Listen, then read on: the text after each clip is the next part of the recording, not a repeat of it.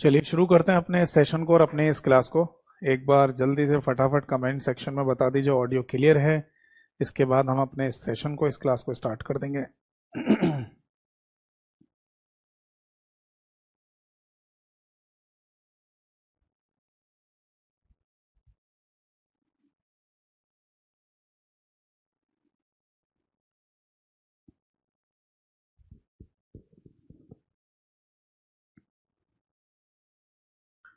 चलिए शुरू करते हैं अपने इस सेशन को।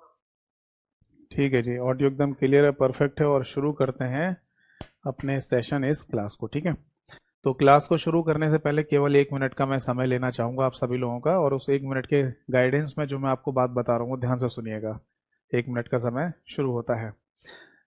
देखिए, जितनी थ्योरी मैं आपको करा रहा हूँ क्लास में, ये मोर देन सफिशिएंट है। इससे ज़्यादा थ्योरी करने की आपको आवश्यकता नहीं है। आप इसके अलावा एमसीक्यू प्रैक्टिस करिए, यानी कि मल्टीपल चॉइस क्वेश्चंस। और मल्टीपल चॉइस क्वेश्चन में भी हमें पीवाईक्यू सबसे पहले पढ़ने चाहिए, प्रीवियस ईयर पेपर में आए हुए क्वेश्चंस। इसके लिए आपको करना क्या है, मेरा यूट्यूब चैनल है कंप्यूटर बाय यतेंद्र सर के नाम से, उसे सब्सक्राइब कर लीजिए। और वहाँ पर डेली बेसिस पर 2 चीज़ें चेक कीजिए। एक, कम्युनिटी वाले सेक्शन में मैं क्वेश्चन डालता हूँ, आप देखो कितने नए क्वेश्चन मैंने डाले हैं, आप उनके आंसर कीजिए तो आपको लगेगा कि हमारा एक मॉक टेस्ट हो रहा है। दूसरा, फिर आप चले जाओ प्लेलिस्ट वाले सेक्शन में, वहाँ आपको एक प्लेलिस्ट मिलेगी MCQ practice for all exam के नाम से। उसमें जितनी क्लासेस हैं और आए सारी देखनी है आपको। अगर आप ये बोलें सर आप इन एमसीक्यू या पीवाईक्यू की पीडीएफ दे सकते हैं, तो देखो, आपको किसी भी एमसीक्यू या पीवाईक्यू की पीडीएफ चाहिए हो, या आपको किसी टॉपिक की या किसी चैप्टर की पीडीएफ आपको चाहिए, तो वो मेरे टेलीग्राम चैनल पर आपको मिल जाएगी, जिसका नाम है कंप्यूटर बाय यतेंद्र सर।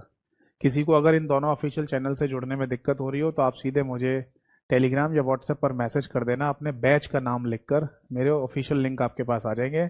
और ये दोनों मेरे एक ही नंबर से चलते हैं, 8448832987। 1 मिनट समाप्त हुआ। तो आज के इस सेशन को, आज के इस क्लास को हम स्टार्ट करने जा रहे हैं। और हमारा जो टॉपिक या चैप्टर चल रहा था लास्ट क्लास में, वो था कंप्यूटर मेमोरी, जिसमें मैंने आपको रैम और रोम दोनों के बारे में समझा दिया था। आज की क्लास में हम समझेंगे कैशे मेमोरी के बारे में, वर्चुअल मेमोरी के बारे में और रजिस्टर्स के बारे में। फिर ये कंप्यूटर मेमोरी वाला चैप्टर भी हमारा फिनिश हो जाएगा। तो चलिए शुरू करते हैं इस सेशन को, इस क्लास को। सबसे पहले नमस्कार सभी को, सभी को नमस्कार।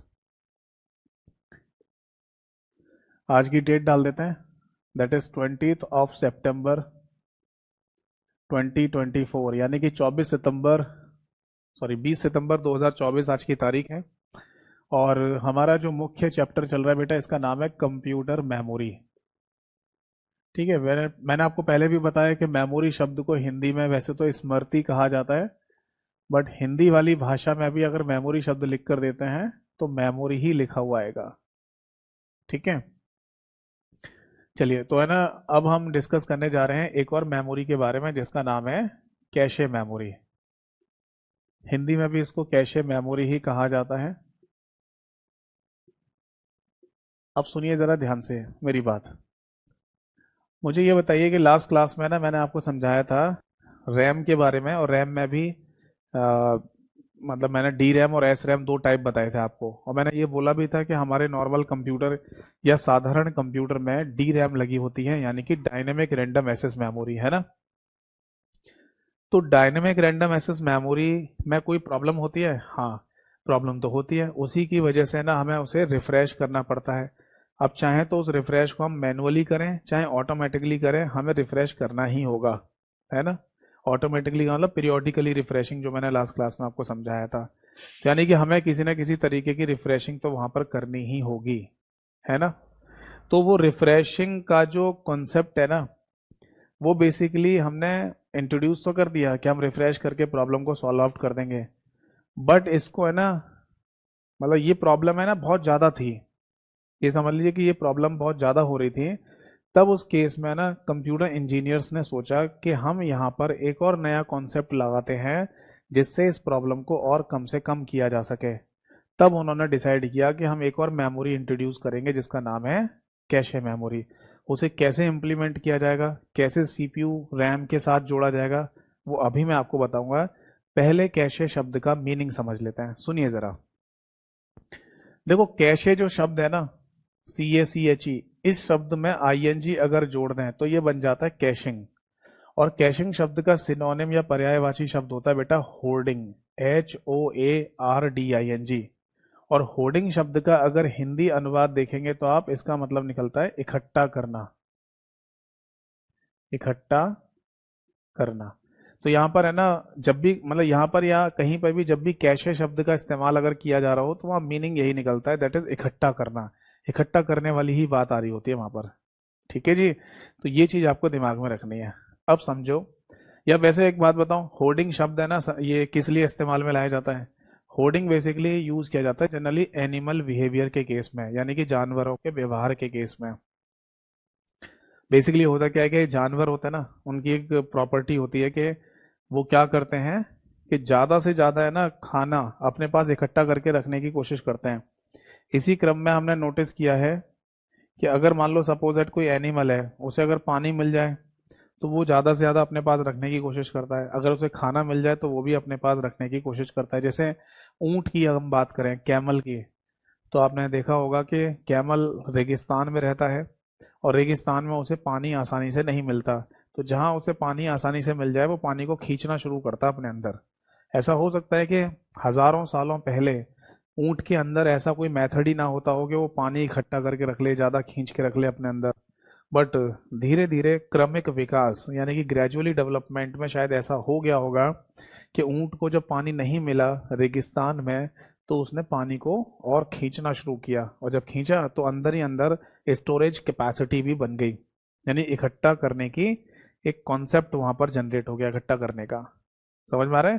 तो इसी वजह से आज जब ऊंट रेगिस्तान में पानी पीता है तो वो कई दिनों तक का पानी अपने अंदर खींच के रख लेता है और धीरे धीरे उसे यूटिलाइज करता रहता है अंदर ही अंदर। यानी कई दिनों तक है ना उसे पानी ना मिले तो भी जिंदा रहेगा। हम इंसान नहीं ऐसा कर सकते, अगर हमें है ना कई दिनों तक पानी ना मिले तो हम मर ही जाएंगे, पानी चाहिए हमको। तो ये इकट्ठा करना है ना, ये होर्डिंग जो शब्द है, ये बेसिकली एनिमल बिहेवियर के लिए इस्तेमाल में लाया जाता है, बट इसका सिनोनिम या पर्यायवाची शब्द कैशिंग भी होता है। तो आप ऐसा कह सकते हैं, कैशिंग का मतलब इकट्ठा करने से ही है। ठीक, अब देखो क्या होता है वो समझाता हूँ। हमारे कंप्यूटर में क्या होता है बेटा, सारा डेटा कहाँ पर स्टोर है? हार्ड डिस्क में। अब ऐसा हो सकता है कि एसएसडी लगी हुई आई हो आपके कंप्यूटर में या आपने लगवाई हो, तो यहाँ एसएसडी भी मान सकते हैं, जो मैं आपको पढ़ा चुका हूँ, है ना। अब हार्ड डिस्क मान लेते हैं यहाँ पर, तो हार्ड डिस्क से डेटा कहाँ जाता है? पहुंचेगा डी रैम में, डायनेमिक रैंडम एक्सेस मेमोरी में, है ना। क्योंकि नॉर्मल या साधारण कंप्यूटर में डायनेमिक रैंडम एक्सेस मेमोरी ही लगी होती है। फिर ये डाटा पहुंचता है किसमें? सीपीयू के पास, सेंट्रल प्रोसेसिंग यूनिट में, इनपुट की फॉर्म में। इसके बाद प्रोसेसिंग होती है और एक आउटपुट जनरेट होता है जो आपको मॉनिटर की स्क्रीन पर दिखाई देगा। यस और नो? यस। यानी यही डायग्राम हम शुरुआत से बनाते हुए आ रहे हैं, इसमें बस इतना चेंज कर दिया हमने, पहले हम यहाँ रैम लिखते थे, बट अब हमें जब से पता चला है कि हमारे नॉर्मल कंप्यूटर में डी रैम लगी होती है तो हमने यहाँ डी रैम लिख दिया। अब हमें ये पता है कि रैम में ना प्रॉब्लम होती है ना, मतलब इस डी रैम में प्रॉब्लम होती है। कौन सी प्रॉब्लम? वही वाली लीकेज वाली, क्योंकि डी रैम का जो कॉन्सेप्ट है वो किस पे आधारित है? कैपेसिटर पर। कैपेसिटर से है ना वो डाटा या सिग्नल लीक कर जाता है, तो लीक की वजह से प्रॉब्लम हो जाती है। तो उसी प्रॉब्लम के कंपेंसेशन के लिए एक शब्द हम इस्तेमाल करते हैं, कॉम्पेंसेशन, या कंपनसेशन कह दीजिए। इसको हिंदी में कहा जाता है क्षतिपूर्ति, और प्रॉपर हिंदी में आप बोलना चाहें तो बोल सकते हैं नुकसान की भरपाई। इसके लिए क्या किया गया, कंप्यूटर इंजीनियर्स ने एक दिमाग लगाया, उन्होंने एक काम किया। जैसे ये तो है कंप्यूटर की हार्ड डिस्क, ठीक है, और यहाँ उन्होंने लगा दी रैम, जैसे कि पहले लगी हुई थी डायनेमिक रैंडम एक्सेस मेमोरी। अब डी रैम के बाद है ना उन्होंने एक मेमोरी यहाँ पर और जोड़ दी जिसका नाम है कैशे मेमोरी, ठीक है। और कैशे मेमोरी के बाद फिर यहाँ पर लगा दिया सीपीयू, यानी कि सेंट्रल प्रोसेसिंग यूनिट। इनपुट की फॉर्म में डेटा को एक्सेप्ट करेगा, प्रोसेसिंग करेगा और फिर जाके आउटपुट जनरेट करेगा जो आपको मॉनिटर स्क्रीन पर दिखाई देगा। तो अब आप ये सोच रहे होंगे कि सर ये बताइए कि अब सीपीयू डाटा जो उठाता है वो कैशे मेमोरी से उठाता है रैम की जगह, जैसे पहले रैम से डाटा ले रहा था या उठा रहा था, तो क्या अब कैशे मेमोरी से उठाएगा? तो आंसर है नहीं, ऐसा नहीं होता। देखो, हार्ड डिस्क से जो डाटा आ रहा है वो रैम में ही आएगा सबसे पहले। अब रैम से डाटा कहाँ जाता है? सीपीयू में। या फिर इस बात को ये भी तो कह सकते हैं कि सीपीयू डाटा उठाता है रैम से, बताइए। इस बात को ये भी तो कहा जा सकता है, जैसे मैं ये बोल रहा हूँ कि जैसे यहाँ देखो रैम से डाटा सीपीयू में आ रहा है, तो मैं ये भी तो कह सकता हूँ कि सीपीयू डाटा उठाता है रैम से। हाँ बोल सकता हूँ। तो इसको ऐसे समझिए कि सीपीयू ने मान लीजिए किसी डाटा की डिमांड की रैम से कि भैया मुझे ये वाला डाटा दे दो, तो रैम ही तो डाटा देती है सीपीयू को, ठीक है। अब सपोज दैट कि वो डाटा रैम के पास नहीं है, तब क्या हो? तो ऐसे तो सीपीयू के कार्य करने की जो क्षमता है वो इफेक्ट कर जाएगी, सीपीयू खाली बैठा रहेगा, और सीपीयू को खाली नहीं बैठाना हमें। सीपीयू समझ लीजिए कि एक ऐसा मजदूर है जिसको हम है ना खाली बैठना ही नहीं देना चाहते हैं। होता है ना हमारे घर में, घरों में या किसी कंस्ट्रक्शन साइट पर, कि जो मजदूर होता है ना उनको 1 मिनट के लिए भी खाली नहीं बैठने देते, हमेशा बोलते रहते चल भाई चल काम कर भाई। ऐसा एक ह्यूमन टेंडेंसी हमें देखने को मिलती है ना भाई। वो भी मजदूर है, इंसान है, थक जाता है भाई वो भी करते करते, तो बीच बीच में मजदूर क्या करते हैं, थोड़ा सा रेस्ट ले लेते हैं। बट वो रेस्ट अगर 1-2 मिनट का है तो ठीक है, पर थोड़ा सा ज़्यादा ले लें तो फिर है ना सभी वहाँ जो कंस्ट्रक्शन पे काम करने वाले लोग होते हैं वो फिर टोकना शुरू कर देंगे, चल भाई चल काम कर, काम करने के पैसे थोड़ी दे, वो रेस्ट करने के पैसे थोड़ी दे रहे हैं तेरे को। ऐसा हमें देखने को मिलता है। तो उसी तरीके से समझ लो कि ये सीपीयू भी हमारा एक ऐसा ही मजदूर है जिसे हमें खाली बैठने नहीं देना है, इसके पास हमेशा डाटा होना चाहिए प्रोसेसिंग करने के लिए, यानी कि आउटपुट बनाने के लिए। तो सपोज दैट कि अगर सीपीयू ने डाटा की डिमांड की रैम से और वो डाटा रैम में नहीं है, वो लीकेज हो गया, अब क्या करें? तब फिर क्या किया गया, कंप्यूटर इंजीनियर्स ने ये सोचा एक काम करते हैं, अगर इनकेस कोई डाटा है ना रैम के अंदर से लीक करने वाला है या हटने वाला है, उससे पहले ही उसी डाटा की एक डुप्लीकेट कॉपी बनाकर है ना कैशे मेमोरी में रख लेंगे। यानी कि इसके डाटा की एक डुप्लीकेट वैल्यू, मैं यहाँ नीचे लिख देता हूं, डुप्लीकेट वैल्यू, ठीक है, ऑफ डाटा। यानी रैम के अंदर जो डाटा है ना उसकी एक डुप्लीकेट वैल्यू बनाकर, या डुप्लीकेट कॉपी कह दीजिए, वो है ना यहाँ पर कैशे मेमोरी के अंदर स्टोर करा दी जाएगी। और अब अगर डाटा लीक हो जाए तो कोई इशू नहीं है। तो सुनिए, अगर सीपीयू को किसी डाटा की आवश्यकता है और वो रैम में डाटा ढूंढने गया या लेने गया और उसे वहां नहीं मिला, तो फिर सीपीयू है ना ढूंढना शुरू करता है या मांगना शुरू करता है कैशे मेमोरी से। और कैशे मेमोरी में 100% चांस है कि वो डाटा मिल ही जाएगा। इसलिए ऐसा बोल दिया जाता है कि कैशे मेमोरी हिट हो जाती है हमेशा। कैशे मेमोरी का हिट हो जाना ये कोई मूवी या पिक्चर के हिट हो जाने वाली बात नहीं है कि मूवी ज्यादा चल रही है, वो वाला हिट जो शब्द होता है ना, या किसी को मारना, वो हिट करना बोल देता है। यहाँ हिट का मतलब ये है बेसिकली, ठीक है, यहाँ हिट शब्द का बेसिकली मतलब होता है कि जिस डाटा की आवश्यकता सीपीयू को है अभी इस समय, वो डाटा अगर रैम में ना मिले तो वो कैशे मेमोरी में जरूर मिल जाएगा। तो इसलिए कह दिया जाता है कैशे मेमोरी हमेशा हिट हो जाती है। अब समझ में आ रही है बात? यानी कि अगर किसी डाटा को हमें रैम में, किसी डाटा की आवश्यकता हमें है रैम से और वो लीक होने वाला है, तो हमने क्या कर लिया, उसकी एक डुप्लीकेट वैल्यू बनाकर कैशे मेमोरी में रख लिया है ताकि सीपीयू को वो वैल्यू मिल जाए। अब सुनिए जरा ध्यान से, अगर एग्जाम में क्वेश्चन में ये पूछा गया कि बताओ सीपीयू डायरेक्टली डेटा कहाँ से उठाता है, तो इसका आंसर हमेशा दिमाग में रखना है रैम रैम रैम। बट अगर ऐसा क्वेश्चन में लिखा हो कि सीपीयू डाटा रैम से उठा रहा है और उसे ना मिले तो फिर कहाँ मिलेगा वो, तो फिर वो कैशे मेमोरी आंसर होगा, ठीक है ना। या फिर अगर कभी ऐसा हो कि सीपीयू डाटा कहाँ से उठाता है और ऐसा लिखा ही नहीं है कि रैम रैम का नाम ऑप्शन में या क्वेश्चन में रैम का जिक्र ही नहीं है, तब फिर है ना ऑप्शन में कैशे मेमोरी दे सकते हैं, क्योंकि सीपीयू डाटा कैशे से भी तो उठाता ही है ना। समझे या नहीं? मैं फिर से दोबारा दोहरा रहा हूँ, ध्यान से सुनना। अगर कभी क्वेश्चन है, क्योंकि ऐसा ही एक क्वेश्चन बीते कुछ समय पहले हरियाणा स्टेट गवर्नमेंट के पेपर में पूछा गया है, वहां ये पूछा गया कि सीपीयू डेटा कहाँ से उठाता है। अब किसी भी मतलब ऑप्शन में या क्वेश्चन की लैंग्वेज में ना कहीं पे भी रैम नहीं लिखा था, तो रैम का जिक्र नहीं हो रहा मतलब, तो फिर उन्होंने कैशे मेमोरी को सही आंसर माना या बताया, क्योंकि सीपीयू कैशे से भी तो उठा ही रहा है ना, ठीक है ना। वो तब है जब रैम का जिक्र ही ना हो, वरना सीधी सी बात ध्यान रखो, कैश सीपीयू को डाटा चाहिए तो रैम से उठाएगा, और रैम में ना मिले तो फिर कैशे मेमोरी से उठाकर अपना काम करता रहता है। समझ में आ गई बात? तो ये डायग्राम आप नोट कर लीजिए। बाकी देखो चंदन, मैंने आपका कमेंट पढ़ लिया है, आप एसएमटीपी प्रोटोकॉल के बारे में पूछ रहे हैं, बट आपको आपको मेरी आदत पता ही है, क्लास के बीच में ना मैं ये टॉपिक डिस्टर्ब नहीं करूंगा। आप एसएमटीपी प्रोटोकॉल के बारे में ना मेरे से पूछ लेना क्लास के लास्ट में। अभी तो रैम या मेमोरी वगैरह के बारे में पूछिए, कैशे मेमोरी के डाउट पूछिए जो आ रहे हो दिमाग में, क्योंकि थ्योरेटिकल क्लास के बीच में ना जनरल डिस्कशन करना, जनरल टॉपिक डिस्कशन करना, वो एक क्लास को डाउट क्लास बना देते हैं, तो वो अच्छी बात नहीं है। इस क्लास में जो 9,999 बच्चे बाकी हैं चंदन के अलावा, उनको फिर बुरा लगता है कि क्लास में कभी भी कोई भी टॉपिक डिस्कस होना शुरू हो जाता है, तो ऐसा नहीं करना हमको। एक बच्चे का डाउट और आया, सर ऑप्शन में अगर रैम ना हो तो डी रैम पर टिक कर सकते हैं? हाँ कर सकते हैं। देखो यहाँ पर अगर रैम की जगह डी रैम भी ऑप्शन में लिखा हो तो भी कर सकते हैं, क्योंकि ये बात तो डी रैम की चल रही है ना। रैम तो एक कॉमन शब्द इस्तेमाल कर रहे हैं हम यहाँ पर, वरना तो हमें साफ साफ पता है कि नॉर्मल अगर कंप्यूटर है हमारा तो उसमें डी रैम ही लगी होती है। ठीक है, तो ये है कॉन्सेप्ट हमारे कंप्यूटर के अंदर कैशे मेमोरी का। तो देखो बेटा, एक सबसे पहला पॉइंट तो हम यहाँ पर ये लिखेंगे, cache memory in computer. Cache memory in computer लिख लीजिए या कंप्यूटिंग लिख लीजिए। कंप्यूटिंग का मतलब ये होता है कि किसी भी तरीके का कोई कंप्यूटर सिस्टम, उसमें है ना कैशे मेमोरी लगा रखी है, तो वो यही वाला कॉन्सेप्ट होगा। समझ में आ गई बात? तो देखो यहाँ पर कैशे मेमोरी को लेकर 2-3 पॉइंट पूछे जाते हैं। सबसे पहला पॉइंट कि ये पूछ लेते हैं कि बताओ closest memory of CPU, closest memory of CPU कौन होता है? यानी कि हिंदी में कहा जाएगा सीपीयू के सबसे नजदीक मेमोरी, सीपीयू के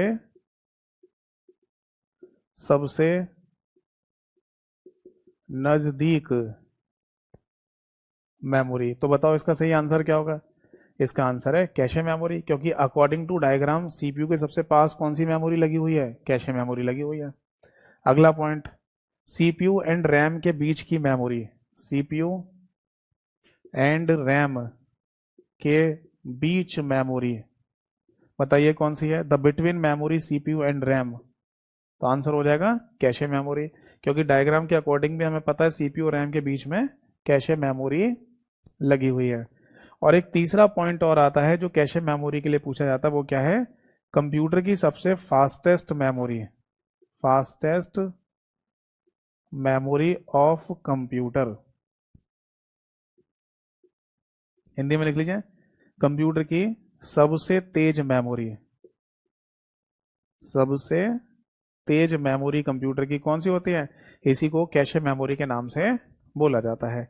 अब क्यों कैशे मेमोरी को है ना सबसे तेज मेमोरी कहा जाता है, वो मैं अभी बताऊंगा। पहले तो आप नोट करिए इन तीनों पॉइंट को, और कोई डाउट है तो पूछिए। एक बच्चे का डाउट आया, सर एस रैम पर नहीं चलेगा? देखिए एस रैम यानी स्टैटिक रैंडम एक्सेस मेमोरी पर ये आंसर नहीं चलेगा, क्योंकि स्टैटिक रैंडम एक्सेस मेमोरी का तो कॉन्सेप्ट है ही नहीं रिफ्रेशिंग का। ये तो मैंने आपको लास्ट क्लास में भी समझाया था। यानी ये कैशे मेमोरी का जो कॉन्सेप्ट हम लेके आए हैं वो तभी तो लेके आए ना, जब मैंने यहाँ लिखा है कि डी रैम प्रॉब्लम क्रिएट करती है, तो उसके कंपेंसेशन यानी क्षतिपूर्ति के लिए ही तो हमने कैशे मेमोरी लगाई है। बट क्या एस रैम यानी स्टैटिक रैंडम एक्सेस मेमोरी कोई प्रॉब्लम क्रिएट करती है? नहीं। तो जब प्रॉब्लम क्रिएट करती नहीं है तो स्टैटिक रैंडम एक्सेस मेमोरी वाले कंप्यूटर में कैशे मेमोरी का कॉन्सेप्ट नहीं होता है। ठीक है, वैसे मैं ओवरऑल आपको एक बात और बता दूं, यहाँ पर चाहे तो आप नोट करके रख लीजिए या लिख लीजिए, साइड में कहीं नोट कर लेना, कि स्टैटिक रैंडम एक्सेस मेमोरी का जो कॉन्सेप्ट है ना, वो बेसिकली कैशे मेमोरी का ही कॉन्सेप्ट होता है। अब आप बोलेंगे मतलब वही है जो मैंने लास्ट क्लास में आपको समझाया था कि स्टैटिक रैंडम एक्सेस मेमोरी बनाने के पीछे किन दो चीज़ों का हाथ है, एक तो फ्लिप फ्लॉप्स का और एक ट्रांजिस्टर्स का। तो वही कैशे मेमोरी में होता है, यानी फ्लिप फ्लॉप्स और ट्रांजिस्टर्स। तब आपके दिमाग में एक क्वेश्चन भी आएगा कि सर अगर स्टैटिक रैंडम एक्सेस मेमोरी का कॉन्सेप्ट कैशे मेमोरी के बराबर ही होता है, सेम ही होता है, और यहाँ पर भी हम कैशे मेमोरी का इस्तेमाल कर ही रहे हैं, तो फिर पूरी कैशे मेमोरी या फिर स्टैटिक रैंडम एक्सेस मेमोरी क्यों नहीं लगा देते यहाँ पर? फिर यहाँ पर पूरी कैशे मेमोरी या स्टैटिक रैंडम एक्सेस मेमोरी, दोनों में से कोई भी नाम ले लो, वो पूरी क्यों लगा नहीं देते? डी रैम को हटा दो यहाँ से, है ना? तो कर सकते हैं, क्या दिक्कत आ रही है? बट उससे ओवरऑल कंप्यूटर की जो कॉस्ट है ना वो बढ़ जाएगी। ये उसी तरीके से समझ लो कि जैसे आप किसी होटल में जाते हैं, होटल में आप रुकने के लिए गए एक रात के लिए, और पता चला कि होटल के रिसेप्शन पर जाकर आपको बताया गया कि इस होटल में एक कमरा 4,000 रुपये एक दिन के लिए मिलेगा, और एक रूम या कमरा आपको 8,000 रुपये पर नाइट के लिए मिलेगा। यानी एक रूम तो 4,000 का है और एक रूम 8,000 का है। तो अब आप उससे ये कह रहे हो कि 8,000 वाले रूम में तुम क्या दे रहे हो, तो उसने बताना शुरू किया कि भैया ये फैसिलिटी है, ये भी चीज मिलेगी, वो भी चीज मिलेगी। तब आप उससे ये कह रहे हो कि 8,000 रुपए वाले रूम में जितनी फैसिलिटी आप दे रहे हो ना, वो सब 4,000 वाले में दे दो ना, क्या दिक्कत आ रही है? वो कहेगा कैसे दे देंगे सर, आपको इतनी सारी फैसिलिटी दे रहे हैं तो 8,000 रुपये उसी बात की तो है। आपको कम फैसिलिटी चाहिए, न के बराबर चाहिए, तो आप 4,000 रुपये खर्च करो। समझे या नहीं? यानी अगर आपको कंप्यूटर चाहिए स्टैटिक रैंडम एक्सेस मेमोरी वाले, तो आप पैसे खर्च करो ना, मना कौन कर रहा है? महंगे कंप्यूटर खरीदिए। बट कंप्यूटर निर्माता कंपनियों को ये पता है कि महंगे से महंगे कंप्यूटर अगर मार्केट में होंगे तो उन्हें कमर्शलाइज बनाना इतना आसान नहीं होगा। यानी एक आम आदमी की पहुंच से ऊपर निकल जाएगा बजट। आप खुद ही सोच के देखिए कि अपने घर में अगर कभी भी कंप्यूटर खरीदने की जब बात करते हो आप, और आप बोल के देखना कभी कि पापा मेरे को 1-1.5 लाख रुपए दे दो, क्या करना है? कंप्यूटर खरीद के लेके आऊंगा। 10 बार सोचेंगे वो, अगर आप एक मिडिल क्लास फैमिली से आते हैं तो। बट अगर इसी जगह आप बोलेंगे ना पापा 20-25 हज़ार रुपए की जरूरत पड़ रही है, कंप्यूटर खरीदना है क्योंकि बहुत सारे काम होते हैं, है ना, पढ़ाई के लिए भी ज़रूरी है और इंटरनेट भी चलाना है, तो ये जरूर है। तो पिताजी ज़्यादा नहीं सोचेंगे, बोलेंगे चलो ठीक है, कुछ दिनों बाद हम ले लेंगे फिर। या उनके पास बजट होगा तो तभी के तभी दे देंगे, है नहीं? तो एक कॉमर्शियल कंप्यूटर अगर आप खरीदने जा रहे हैं, यानी कि मार्केट में मिलने वाला आम नॉर्मल कंप्यूटर, तो उसकी प्राइसिंग ऐसी रखनी पड़ेगी आपको कि एक आम आदमी नॉर्मली मतलब खरीद पाए उसको। तो उसी हिसाब से ना क्या लगाने पड़ेंगे आपको? कंप्यूटर हार्डवेयर लगाने पड़ेंगे उसमें। वरना तो अभी मैं कुछ दिनों पहले मार्केट गया था, वहां पर मैंने डेल कंपनी का एक गेमिंग लैपटॉप देखा था, 4 लाख रुपए का था। तो क्या 4 लाख रुपए वाले कंप्यूटर में वो 30-40 हज़ार रुपए वाले कंप्यूटर की सारी चीजें होंगी? या ऐसे बोलिए कि 30-40 हज़ार रुपए वाले कंप्यूटर में 4 लाख रुपए वाले कंप्यूटर की सारी चीजें होंगी? नहीं, अंतर होगा ना। तो यही मैं आपको बताना चाह रहा हूं आपको, जैसे एक बच्चे ने पूछा कि एस रैम पे ये नहीं चलेगा, नहीं चलेगा, ठीक है ना? तो एक बार फिर से सुन लीजिए कि अगर आपसे ये पूछा जाए कि सीपीयू डायरेक्टली डेटा कहाँ से उठाता है, तो आंसर होगा रैम, कॉमन आंसर है। और रैम में भी हमारे दिमाग में रहना चाहिए DRAM, dynamic random access memory. और जब ये पूछा जाए कि डी रैम में डाटा ना मिले तो कहाँ मिलेगा, तो फिर कैशे मेमोरी मिलेगा, ठीक है? और जब ये पूछा जाए कि सीपीयू डाटा कहाँ से उठाता है और रैम का कहीं भी कोई जिक्र ना हो, तो फिर कैशे मेमोरी को भी टिक कर सकते हैं, ठीक। अब मैं आपको बताता हूँ कि कंप्यूटर में कैशे मेमोरी को सबसे फास्टेस्ट मेमोरी क्यों कहा जाता है। एक क्वेश्चन बहुत कॉमन है कैशे मेमोरी के लिए। देखो, किसी भी मेमोरी का फास्ट होना एक टर्म पर, एक टाइम पर निर्भर करता है, और उस टाइम का नाम होता है बेटा एसएस मेमोरी, एसएस टाइम। ये नोट कर लीजिए, ACCESS, एसएस टाइम। लिखना चाहते हैं तो लिख लेना, नहीं तो सुन लीजिए केवल, ठीक है? एसएस टाइम क्या चीज होती है? एसएस टाइम होती है the time taken by memory to available data for CPU. फिर से सुनिए, the time taken by memory to available data for CPU. यानी कि सीपीयू तक डाटा पहुंचाने में किसी मेमोरी के द्वारा लिया गया समय, उस मेमोरी का एसएस टाइम कहलाता है। और ये ध्यान रखिएगा कि जिस मेमोरी का एसएस टाइम सबसे कम होगा, वही मेमोरी कंप्यूटर की सबसे फास्टेस्ट मेमोरी भी कहलाएगी। बट ऐसा क्यों? मतलब एक चीज कम है और दूसरे तरीके से उसे फिर फास्ट कहा जा रहा है। चलिए मैं समझाता हूं, देखो। सपोज दैट कि एक ऑफलाइन क्लास चल रही है, मैं खड़ा हुआ हूँ सामने और बच्चे सामने बैठे हुए हैं, ठीक है? अब मैं आया क्लास में और खड़ा हुआ हूँ और मैंने बच्चों से ये कहा कि बच्चों, जो मैंने कल आपको पढ़ाया था, जो बताया था, वो सब याद है? कि हाँ सर याद है। तो ठीक है, फिर मैं आपसे है ना क्वेश्चन पूछूंगा और देखते हैं कि कौन बच्चा सबसे पहले आंसर देगा। बट मैंने ये भी बोल दिया साथ में कि जो बच्चा सबसे पहले आंसर देगा क्वेश्चन का, उसे हम क्लास का टॉपर और सबसे तेज बच्चा, सबसे fastest student in the class भी बोलेंगे। तो सारे बच्चे बोले हाँ जी सर, हम आप क्वेश्चन दो। तो मैंने जैसे ही क्वेश्चन पुटअप किया, सारे बच्चे उस क्वेश्चन को सॉल्व करने लग गए, और एक बच्चे का अचानक से हाथ निकल के आया, यस सर। मैंने कहा बोलो हाँ क्या आंसर है?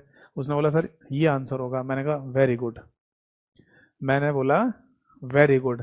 और मैंने ये भी बोल दिया कि यू आर द टॉपर और fastest student in the class, यानी कि तुम क्लास के सबसे तेज बच्चे हो।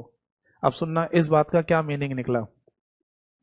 इस बात का ये मीनिंग निकला बेटा कि उस बच्चे ने उस क्वेश्चन को सॉल्व करने में सबसे कम समय लगाया होगा ना, तभी तो जल्दी आंसर दिया होगा।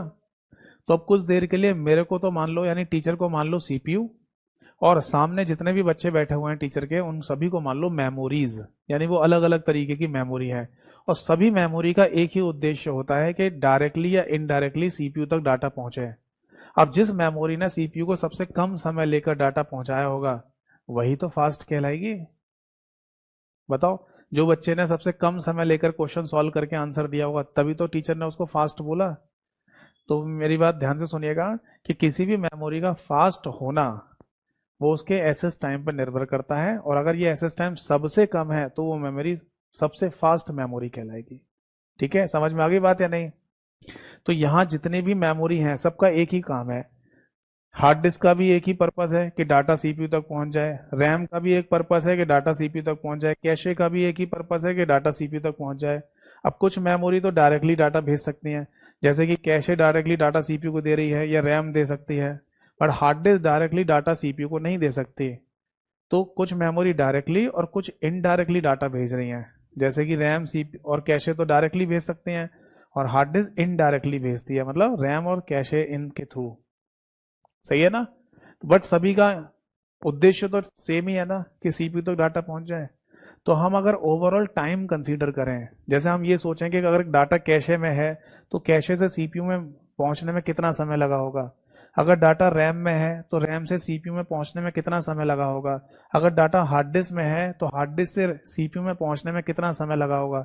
ये सबके अलग अलग टाइम काउंट कर लो। तो जिस मेमोरी का टाइम सबसे कम आ रहा होगा, उसी मेमोरी को हम फास्टेस्ट मेमोरी के नाम से बोलेंगे, और ये टाइम सबसे कम आ रहा होता है कैशे मेमोरी का।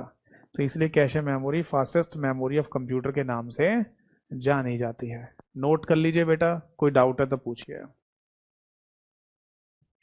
एक बच्चे ने लिखा सर एक बार फिर रिपीट कर दीजिए एसएस मेमोरी।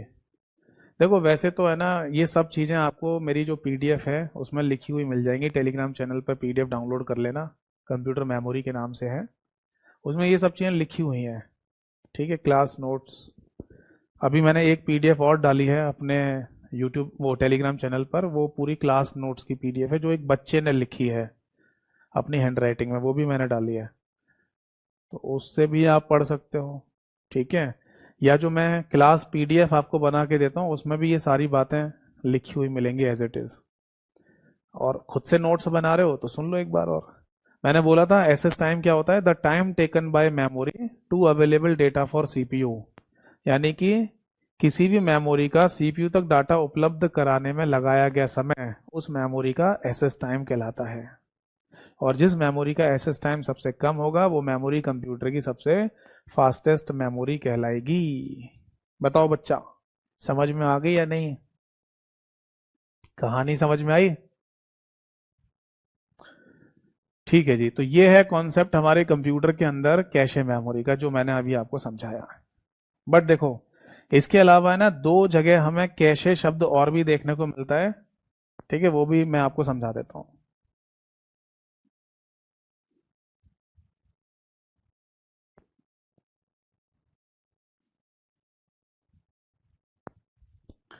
देखो सबसे पहला पॉइंट तो मैंने यहां पर ये लिखवाया था, cache memory, cache memory in computing. Computing शब्द इसलिए लिख रहा हूं मैं क्योंकि देखो जैसे हमारा स्मार्टफोन है वो भी तो एक कंप्यूटर जैसा ही है। तो चाहे तो स्मार्टफोन की बात हो, चाहे हमारे कंप्यूटर की बात हो, डेस्कटॉप कंप्यूटर की, लैपटॉप की, टैबलेट की, इन सभी की अगर हम बात करेंगे तो वहां अगर कैशे मेमोरी है तो उन सबका कॉन्सेप्ट सेम ही होगा, जैसे मैंने अभी आपको समझाया। दूसरा एक और कॉन्सेप्ट आता है कैशे। अब यहाँ मेमोरी नहीं लिख रहा, मैं लिख रहा हूँ कैशे इन स्मार्टफोन। मुझे ये बताइए कमेंट सेक्शन में कि कितने लोग ऐसे हैं जिन्होंने आज तक स्मार्टफोन के अंदर एक कैशे शब्द लिखा हुआ देखा है और वहां लिखा हुआ है कि इसमें इतना डाटा है, तो उसको आपने डिलीट कर दिया हो। चलो थोड़ी सी हिंट देता हूं। आपने ना नोटिस किया होगा कि हमारे फोन के अंदर, स्मार्टफोन के अंदर, जब आप फाइल मैनेजर के अंदर जाते हैं, फाइल मैनेजर नाम का एक ऑप्शन आता है, उसके अंदर अगर आप जाओगे ना तो वहां पर आपको कैशे शब्द लिखा हुआ मिलेगा, और उसमें लिखा हुआ होता है कि इतना डाटा स्टोर है, जैसे 250 मेगाबाइट का डाटा स्टोर है, ऐसा लिखा हुआ मिल जाएगा। और अगर आप उसे डिलीट कर देते हैं तो एक मैसेज भी आता है कि 250 मेगाबाइट मेमोरी स्पेस फ्री हो गया है। तो फोन के अंदर जो कैशे शब्द हमें लिखा हुआ मिल जाए वो क्या चीज है? तो आंसर है वो एक स्पेस होता है जहां पर रेजिडुअल्स यानी कि टेम्पररी फाइलों को स्टोर किया जाता है। तो ये नोट कर लीजिए, it is a space, it is a space for residuals. Residual का मतलब होता है टेम्पररी फाइलें, यानी कि अस्थाई फाइल्स। हिंदी में लिख लो, यह अस्थाई फाइलों का स्पेस होता है। समझ में आ रही है बात या नहीं? समझाता हूं। पहली बात तो रेजिडुअल और टेम्पररी फाइलें क्या होती हैं, कैसे आती हैं, समझाता हूं। आप अपने स्मार्टफोन के अंदर जब भी कभी कोई एप्लीकेशन वगैरह इंस्टॉल करते हो ना, जैसे आपने अपने स्मार्टफोन के अंदर मान लो जैसे करियर एप्लीकेशन है, यही इंस्टॉल की होगी, या फिर है ना कोई और भी एप्लीकेशन जो आपको नीड होती है, आवश्यकता होती है, उसको इंस्टॉल कर लेते हैं, है ना। तो जब आप कोई एप्लीकेशन वगैरह इंस्टॉल करते हैं अपने स्मार्टफोन में, तो इनकी है ना कुछ सपोर्टेबल फाइल्स होती हैं। वो सपोर्टेबल फाइल केवल इंस्टॉलेशन के टाइम पर ही यूज हो रही होती हैं, फिर इसके बाद वो मेन एप्लीकेशन से अलग हो जाती हैं और पहुंच जाती हैं रेजिडुअल वाले फोल्डर के अंदर या टेम्पररी फाइल वाले फोल्डर के अंदर, जिसको कैशे के नाम से देखा जा रहा होता है। कंप्यूटर में भी ऐसे ही होता है। कंप्यूटर में भी है ना कुछ सपोर्टेबल फाइल्स होती हैं जिनकी जरूरत ना पड़े, तो वो फिर टेम्पररी फोल्डर के नाम से एक फोल्डर होता है कंप्यूटर में, टेम्प बोलते हैं बेसिकली, TEMP, टेम्प। और टेम्प का पूरा नाम है टेम्पररी। तो उस फोल्डर में जाके वो फाइलें इकट्ठी होती रहती हैं, और जब इकट्ठी हो रही हैं तो मेमोरी स्पेस तो घेरेंगे ही, मेमोरी के अंदर ही तो होंगी ये सारी फाइलें। तो आपके पास ऑप्शन होता है कि उन टेम्पररी फाइलों को डिलीट भी कर सकते हो, और डिलीट कर दोगे तो अच्छी बात है, जगह मिल जाएगी आपको मेमोरी के अंदर, ठीक है ना। जिसकी जरूरत नहीं है उसे डिलीट कर दो। तो इसी तरीके से ना हमारे स्मार्टफोन के अंदर भी जब एप्लीकेशंस इंस्टॉल की जाती हैं तो कई सारी टेम्पररी फाइलें इकट्ठी होती हैं, और वो एक ही जगह इकट्ठी हो जाती हैं, कैशे वाली जगह पर। तो यहाँ फिर से मतलब आ रहा है ना इकट्ठा होना, किसका? रेजिडुअल या टेम्पररी फाइलों का। अगर आप इस एग्जाम्पल को नहीं समझ पा रहे तो आप है ना ऐसे समझ लो, एक प्रैक्टिकल एग्जाम्पल समझाता हूँ। सपोज दैट आपके घर में ना कोई टीवी आई है, तो टीवी किसी ना किसी थर्माकोल की शीट में और उसके ऊपर लगे हुए कार्टन में रखी हुई आई होगी। और जब आप उस टीवी को थर्माकोल की शीट से हटाकर, कार्टन से हटाकर दीवार पर लगा देते हैं, यानी एलईडी टीवी की बात कर रहा हूँ, आजकल एलईडी टीवी ही लोगों के घरों में ज़्यादातर मिलती है। तो वो जो थर्माकोल की शीट और जो कार्टन ऊपर लगा हुआ आया है, वो क्या किया आपने उसका? तो आप बोलेंगे सर उसको तो हमने फेंक दिया, उसकी ज़रूरत ही नहीं थी। या फिर कुछ लोग क्या करते हैं, उसको इकट्ठा करके रख लेते हैं, क्योंकि दिवाली आएगी, दिवाली पर रद्दी बेचेंगे तो उसमें उन्हें भी बेच देंगे। थर्माकोल की शीट तो शायद नहीं बिकती है, पर वो कार्टन जो होता है वो बिक जाता है, वो उसके पैसे मिल जाते हैं, तो उसे बेच देंगे। उस समय पे कुछ पैसे भी आएंगे, तो कुछ लोग रखे रहते हैं उसको, है ना। पर जब दिवाली आती है तब भी तो उसे हटा ही देते हो ना वहां से, स्टोर रूम में से। तो हटाने का मतलब डिलीट कर देना। तो वो टेम्पररी चीजें ही तो हैं, बट किस लिए सहायक थी वो? सपोर्ट करने के लिए, जब एलईडी टीवी मार्केट से आपके घर तक आ रही थी। क्योंकि पता है कि अगर वो एलईडी टीवी नॉर्मली ऐसे ही उठा के दे दी जाए आपको, बिना किसी कवर के, कार्टन के, थर्माकोल की शीट के, तो रास्ते में ले जाते समय उसमें कोई भी टूट फूट हो सकती है, खराब हो सकती है। इसलिए वो केवल घर तक आने तक सपोर्ट के लिए थी वो, और जैसे ही घर पर आ गई, एलईडी टीवी को निकाला, उन सपोर्ट को हटा दीजिए। उसी तरीके से समझ लो एप्लीकेशंस के साथ होता है, तो उनकी टेम्पररी फाइलें भी होती हैं, उनकी बाद में कोई जरूरत नहीं होती। तो ये ध्यान रखना कि कैशे स्मार्टफोन के अंदर कहीं लिखा हुआ मिल जाए तो उसका मीनिंग ये होता है।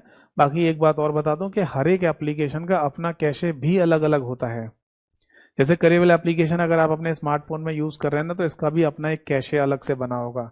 कैसे देखेंगे आप? एप्लीकेशन जब आप है ना क्लास नहीं ले रहे हो, तो एप्लीकेशन का फोन में आइकन दिख रहा होगा आपको, उस पर आप टैप करके रखना, अंगूठे को या उंगली को दबा के रखना, तो अपने आप से कुछ ऑप्शन खुल के आ जाएंगे। तो उसी में एक ऑप्शन आएगा डिटेल्स का। डिटेल में जब आप जाएंगे तो एक स्क्रीन खुलेगी आपके सामने, जिसमें नीचे की तरफ लिखा होगा कैशे, और देखना उसमें कितना डाटा पड़ा हुआ है। तो उसमें कुछ फाइलें वगैरह, मतलब कुछ ना कुछ होगा कि मान लो 100 मेगाबाइट की फाइलें हैं, तो आप चाहें तो उनको डिलीट कर सकते हैं, ठीक है। एक ऑप्शन और आता है क्लियर डाटा, डाटा का भी ऑप्शन होता है वहां पर अगर आपने क्लियर डाटा का ऑप्शन उसको भी क्लियर कर दिया या डिलीट कर दिया, तब केरेबल एप्लीकेशन में आपने जितने भी कोई भी डाटा अगर स्टोर कर रखा होगा तो वो भी हट जाता है। जैसे कि कैरीबेल एप्लीकेशन को है ना, आप लॉगिन करते हैं ना आईडी पासवर्ड डाल के, तो एक बार आईडी पासवर्ड डाल दो, फिर हर बार आईडी पासवर्ड नहीं डालना पड़ता, तो वो डाटा आपका स्टोर होता है उस डाटा वाली जगह में। समझ में आ गया ना? किसी भी एप्लीकेशन को टैप करके उसकी डिटेल में जाएंगे तो नीचे आपको ऑप्शन मिलेगा कैशे का और डाटा का। तो डाटा में आपके वो आईडी पासवर्ड वगैरह सेव रहते हैं। अगर आपने उसे भी डिलीट कर दिया तो फिर आपको दोबारा से आईडी पासवर्ड डालनी पड़ेगी एप्लीकेशन के अंदर। बात समझ में आ गई या नहीं? ठीक है। एक कैशे और मैं बताता हूं आपको, जिसको वेब कैशे के नाम से बोला जाता है। वेब कैशे हिंदी में भी है ना, इसको वेब कैशे ही कहा जाएगा, ऐसा नोट कर लीजिए। और ये ध्यान रखना है कि ये वेब कैशे होता है इन वेब ब्राउजर।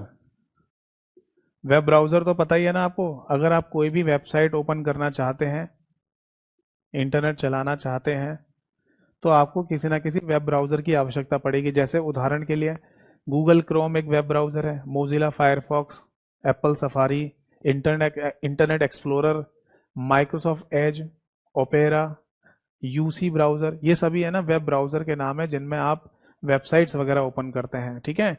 तो उन्हीं वेब ब्राउजर के अंदर है ना एक ऑप्शन होता है वेब कैशे का। ये क्या स्टोर करता है? ये बेसिकली आपको मैं ऐसे समझाता हूँ कि जब आप कोई भी वेबसाइट खोलते हैं ना, सपोज दैट फेसबुक की वेबसाइट आपने ओपन की अपने कंप्यूटर में, तो फेसबुक की वेबसाइट का जो डाटा है ना वो आता है फेसबुक के सर्वर कंप्यूटर से। वो कहाँ पर है? अमेरिका में। तो इंटरनेट की वजह से, इंटरनेट के माध्यम से फेसबुक के सर्वर का डाटा आपके कंप्यूटर में आता है। अब सपोज दैट कि कोई डाटा ऐसा है जो हर बार रिपीट होना हो, तो उसे रिपीट करने में टाइम क्यों खराब कर रहे हो? उसे रिपीट करने में टाइम क्यों खराब कर रहे हो? जैसे मान लो फेसबुक के सर्वर से कोई डाटा आ रहा है, और वो डाटा मान लो 5 डाटा है, 5 डाटा है जो आ रहे हैं। ठीक है जी। अब उन 5 में से 2 डेटा या डाटा ऐसे हैं जो रिपीट होते हैं, हर बार 3 बदल जाते हैं। तो जो रिपीट हो रहे हैं उन्हें बार बार क्यों भेज रहे हो भाई? टाइम ही तो खराब कर रहे होगे। तो उसे यहां पर इकट्ठा करके रख लो ना वेब कैशे के अंदर। समझे या नहीं? बताओ। अरे चलो एक प्रैक्टिकल एग्जांपल समझाता हूँ। किसी कंस्ट्रक्शन साइट पर काम चल रहा था। आज पहले दिन है ना, कंस्ट्रक्शन साइट पर काम शुरू हुआ है घर बनाने का। वहां पर है ना कुछ मजदूर मिस्त्री आए थे जो अपने साथ बहुत सारा सामान लेके आए हैं। बड़ी बड़ी मशीनें भी लेके आए हैं जो कंक्रीट बनाने का काम करती हैं, जिसमें आपने देखा एक गोल गोल मशीन घूमती रहती है कंस्ट्रक्शन साइट पर, जो कंक्रीट बनाती है। उसमें गिट्टी, बालू, बजरपुट, सीमेंट डाल देते हैं और वो घूमता रहता है, फिर वो कंक्रीट तैयार हो जाता है, उससे फिर आप घर बनाते हैं वो लोग। तो इस तरीके की काफ़ी सारी मशीनें, सामान है ना कंस्ट्रक्शन साइट पर पहले दिन लाया जाता है। बट शाम को जब वो मजदूर जा रहे होते हैं अपने घर पर, तो सारे सामान को नहीं ले जाते हैं जो वो लाए थे आज। उनमें से कुछ ही छोटे मोटे इंस्ट्रूमेंट वो अपने साथ ले जाएंगे, बाकी सारे सामान को छोड़ देते हैं और क्या बोलते हैं, कल भी तो हमें यहीं आना है, इसी सामान से काम करना है। अगर आज हम इस सामान को पूरे को लेके जाएंगे तो फिर दोबारा कल लेके आना पड़ेगा। तो बार बार रिपीट होगा या नहीं? और रिपीट करेंगे तो टाइम तो खराब होगा। अगर सामान, भारी भारी सामान को इधर से उधर ले जाएंगे, लाएंगे, ले जाएंगे, तो वो बहुत सारे सामान को वहीं छोड़ देते हैं जो रिपीट होना होता है ना? जिसको बार बार जरूरत पड़ेगी तो उसे यहीं छोड़ दो। ठीक है। तो उसी तरीके से आप मान लीजिए कि सर्वर कंप्यूटर के द्वारा भी कुछ फाइल, कुछ डेटा ऐसा जरूर होता है जो हमें बार बार रिपीट, या हमारे कंप्यूटर में बार बार रिपीट होगा।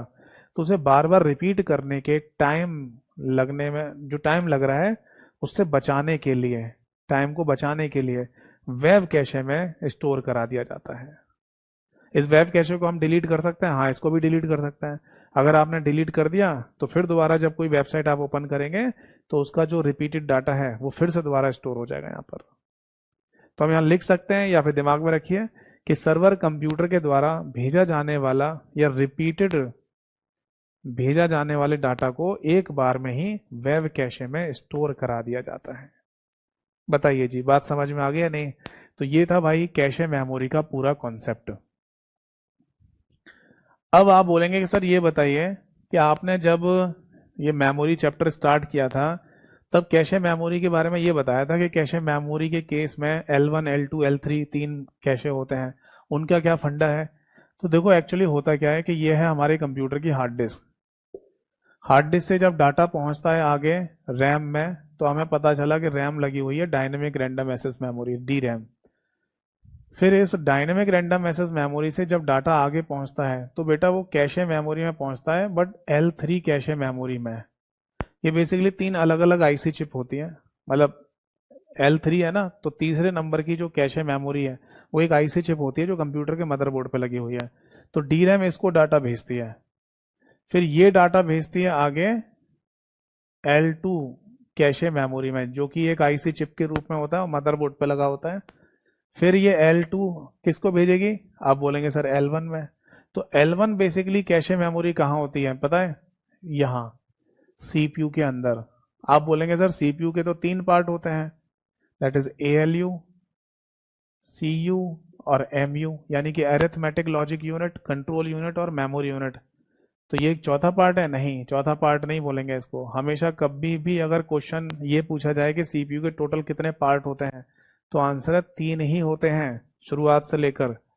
बट टेक्नोलॉजिकल एडवांसमेंट अगर किया जाए, तकनीकी रूप से चीज़ों को बेहतर बनाया जा रहा है, तो उसमें आप कोई भी चेंज या बदलाव कर सकते हैं। जैसे कि आपको याद है मैंने कंप्यूटर आर्किटेक्चर वाले चैप्टर में ये बताया था कि सीपीयू के तीसरे भाग यानी कि मेमोरी यूनिट में टोटल 7 रजिस्टर्स होते हैं, बताया था।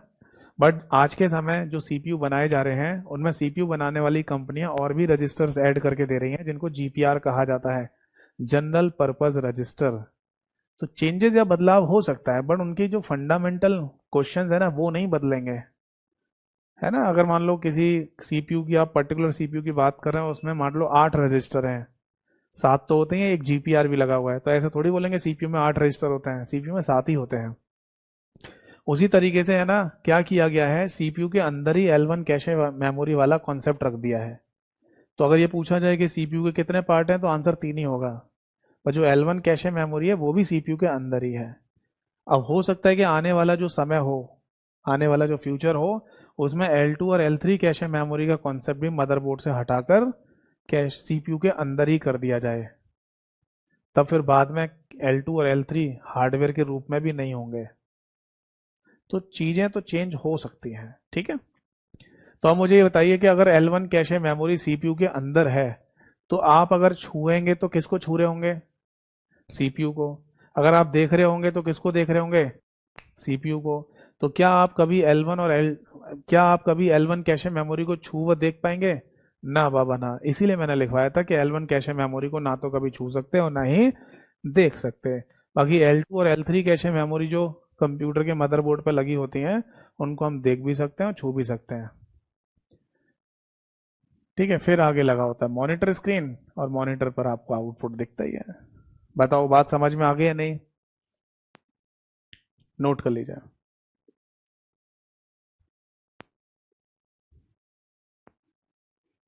क्लियर है? चलो अब आगे बढ़ते हैं और एक और मेमोरी का जिक्र करते हैं, जिसे बोला जाता है वर्चुअल मेमोरी। ये क्या होती है इसे देखो, हेडिंग डालिए वर्चुअल मेमोरी, और इसे हिंदी में कहा जाता है बेटा आभासी मेमोरी। जिसका केवल आभास होता है, जो रियल में ना हो, वही वर्चुअल मेमोरी कहलाएगी। ठीक है, समझते हैं इसको भी डायग्राम के थ्रू। पहले हमारे कंप्यूटर में सारा डेटा कहाँ पर स्टोर है? आप बोलेंगे सर कंप्यूटर की हार्ड डिस्क में। इसकी जगह एसएसडी भी हो सकता है, ठीक है। इसके बाद हमने क्या लगा दी आगे? DRAM, dynamic random access memory. Dynamic random access memory के बाद हम क्या लगा देते हैं? Cache memory. अब आप बोलेंगे सर L3 L2 है, ये नहीं लिखोगे? नहीं, उसे बार बार लिखने की जरूरत नहीं होती है, केवल उसका कॉन्सेप्ट हमें दिमाग में रहना चाहिए। हर बार केवल कैशे ही लिखते हैं। और फिर यहाँ आगे लगा देते हैं सीपीयू को, यानी कि सेंट्रल प्रोसेसिंग यूनिट को। इनपुट के रूप में डेटा एक्सेप्ट करेगा, प्रोसेसिंग होगी, एक आउटपुट जनरेट होगा और मॉनिटर स्क्रीन पर हमें आउटपुट दिखाई दे जाएगा, ठीक है। अब देखो, ये जो रैम लगी हुई है, क्या इसकी अपनी कोई मेमोरी कैपेसिटी होती है? हाँ होती है। ये तो हमें पता ही है कि रैम हमारे कंप्यूटर में कितनी मेमोरी कैपेसिटी की लगी हुई है। जैसे मेरे कंप्यूटर में रैम 8 GB की लगी हुई है। खैर, अभी मैंने उसमें 8 GB और बढ़वा ली है, टोटल 16 GB रैम करवा ली है मैंने अपने लैपटॉप में। वो आप भी करवा सकते हैं, ठीक है। तो एक छोटा सा एग्जांपल मान के चलते हैं कि हमारे कंप्यूटर की जो रैम है वो 1 GB यानी 1 GB की रैम है, ठीक। यानी 1 GB यानी 1 GB का ही डाटा स्टोर कर सकती है, जो हार्ड डिस्क से आएगा मैक्सिमम। कम से कम तो कर ही सकती होगी। बट अधिकतम या मैक्सिमम 1 गीगाबाइट का ही डाटा स्टोर कर सकती है। ठीक है, तो मुझे ये बताइए कि कभी ऐसा हो सकता है कि रैम हमारी कभी फुल हो जाए? हाँ, हो सकता है। आप इतना डाटा हार्ड डिस्क से रैम में भेज रहे हो कि कभी ना कभी है ना आप, कभी ना कभी आप रैम को फुल कर ही सकते हो, रैम भर जाएगी।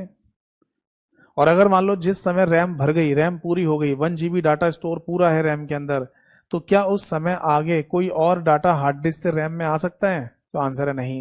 ये उसी तरीके से है ना कि एक बाल्टी है आपके पास, उसमें आपने पूरा एक बाल्टी पानी भर रखा है और फिर कोई ऊपर से कह रहा है कि एक मग पानी और डाल दो इसमें। अरे कैसे डाल देंगे? फिर पानी ओवरफ्लो नहीं हो जाएगा, बह जाएगा बाहर। तो मेरा क्वेश्चन ये है, हाँ अभी पहले इसे समझ लो बेटा, फिर मैं आगे डिस्कस करूंगा, आपके एक डाउट बताऊंगा। तो मेरा क्वेश्चन ये है कि रैम अगर कभी फुल हो गई है या भर गई है, तो उस केस में अब कोई अगला डेटा हमें चाहिए रैम के अंदर, तो कैसे रखें उसको?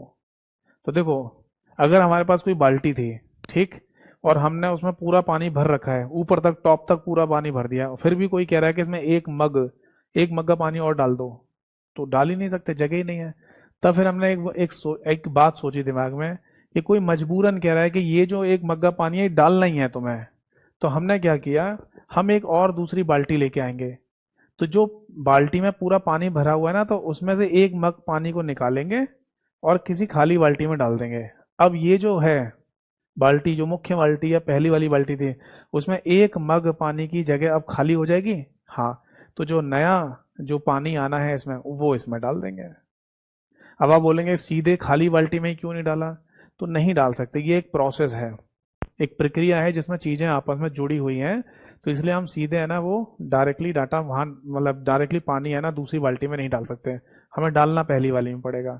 तो हमारे पास एक ही ऑप्शन है कि पहली वाली बाल्टी को पहले खाली कराया जाए, जगह बनाई जाए, तब वो नया पानी उसमें डाल सकते हैं। अब समझ में आ गई बात या नहीं? तो एक्चुअली होता क्या है, देखो, जस्ट सपोज दैट कि ये रैम है हमारी, रैंडम एक्सेस मेमोरी, ठीक है, और ये इसके अंदर कुछ डब्बे डब्बे हैं, इन्हें मेमोरी ब्लॉक कहा जाता है। और इन्हीं मेमोरी ब्लॉक में ना डेटा होता है यहाँ पर डला हुआ। अभी रैम पूरी भरी हुई है, तो हम क्या कर सकते हैं, यहाँ से है ना किसी डाटा को हटा दें, खाली करा दें इसको। तो फिर कहाँ भेजेंगे? तब हम इस डाटा को यहाँ से खाली कराकर भेजेंगे हार्ड डिस्क के अंदर। क्यों? क्योंकि हार्ड डिस्क के अंदर ही एक रिजर्व या आरक्षित जगह रखी होती है, जिसे वर्चुअल मेमोरी के नाम से बोला जाता है। तो एक पॉइंट तो हमें यहाँ पर क्लियर हो गया कि वर्चुअल मेमोरी कहाँ पर होती है, हार्ड डिस्क के अंदर रखी हुई एक रिजर्व मेमोरी, एक आरक्षित जगह होती है। समझ में आ गई बात? तो जब भी कभी आप हार्ड डिस्क को, जब भी कभी आप छुएंगे तो हार्ड डिस्क को छुएंगे, जब भी कभी आप देखेंगे तो हार्ड डिस्क को देखेंगे। इसलिए मैंने आपको लिखवाया था कि वर्चुअल मेमोरी नाम का कोई हार्डवेयर हमारे कंप्यूटर में नहीं होता है। बताओ जी, समझ में आ गई बात या नहीं? तो ये हार्ड डिस्क के अंदर ही रखा होता है एक रिजर्व यानी आरक्षित स्पेस, और ये है ना तभी यूज में लाया जाएगा ये जगह या स्पेस जब रैम फुल हो जाए। उससे पहले तो वो यूज ही नहीं होगा, खाली पड़ा रहता है। अब जो नया डाटा वो कैसे आएगा? जैसे नया डाटा कंप्यूटर की हार्ड डिस्क से अब रैम में भेजना था, तो रैम खाली करा ली, हाँ, तो जो नया डाटा है वो कहाँ आ जाएगा, यहाँ पर आ जाएगा। अब रैम में आ जाएगा तो फिर हम आगे सीपीयू में भेज देंगे उसको, या सीपीयू रैम से उठा लेगा उसको। क्योंकि रैम डायरेक्टली जो डेटा उठा रहा होता है वो सीपीयू डायरेक्टली जो डाटा उठा रहा होता है वो रैम से उठा रहा होता है। ठीक है ना, समझ में आ गई बात? ठीक। तो ये है कॉन्सेप्ट वर्चुअल मेमोरी का। अब छोटे मोटे से कुछ क्वेश्चंस बनते हैं, वो मैं आपको बता दूं। देखो,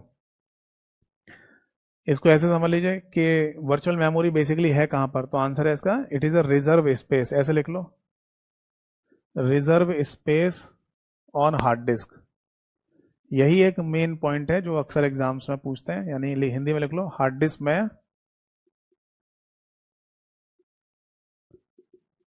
आरक्षित जगह, किसी हार्ड डिस्क के अंदर आरक्षित जगह को क्या बोलते हैं, वर्चुअल मेमोरी के नाम से बोला जाता है।